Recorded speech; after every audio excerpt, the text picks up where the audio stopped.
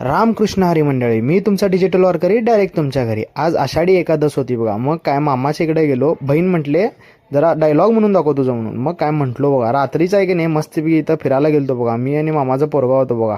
जरा पुढे गेल्यावर मम्मी आणि पप्पा भेटले बघा. मम्मी आहे की नाही लहानपणीचे किस्से सांगत होती बघा, कसं सगळे लहानपणी भाऊ बहीण एकत्र वारी फिरत होते म्हणून. इथं पुढे आहे की नाही सगळं असं पाळणा वगैरे त्यांनी लावलेले बघा. इकडे रेट विचारली मम्मीनं 100 रुपये म्हटल्यावर मम्मी डोक्यालाच हात धरले बघा. कारण की मम्मीच्या टायमात आहे की नाही हे सगळं 5-10 रुपयाला होतं बघा. ही भाऊ बहीण आहेत की नाही सगळे एकदम गोळा होऊन येत होते बघा. आता रेट ऐकल्यावर नको नकोच झालं बघा. जरा बघितलो इकडे तिकडं कोण बसत नाही म्हटल्यावर मी पण काय सोडूनच टाकलो बघा आणि पुढे निघालो. हे पंढरपूरचं छत्रपती शिवाजी महाराज चौक आहे बघा. आम्ही याला चोपाळा म्हणतो बघा. इकडे आहे की नाही पुन्हा पांडुरंगचा कळस दिसतंय बघा. मग इकडनं लांबनं जरा दर्शन घेतलो कळसाचे, कारण की मी नंतरला येणार होतो.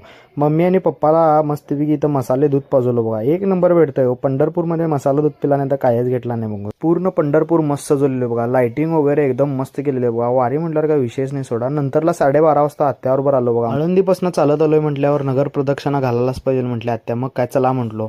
इकडं बघा की माऊलींचे पावलं ठेवलेले बघा. 5च मिनिटात दर्शन झालं बघा आमचं तर. इथं मंदिरकडे आलो बघा. मंदिरकडे आल्यावर डोळ्यात पाणी चाललं बघा हो बघून. एवढं सगळं वारी केलेलं सगळं आणि आठवण यायला चालू झालं बघा. काय वारी होती हो, एकच नंबर मजा आला बघा.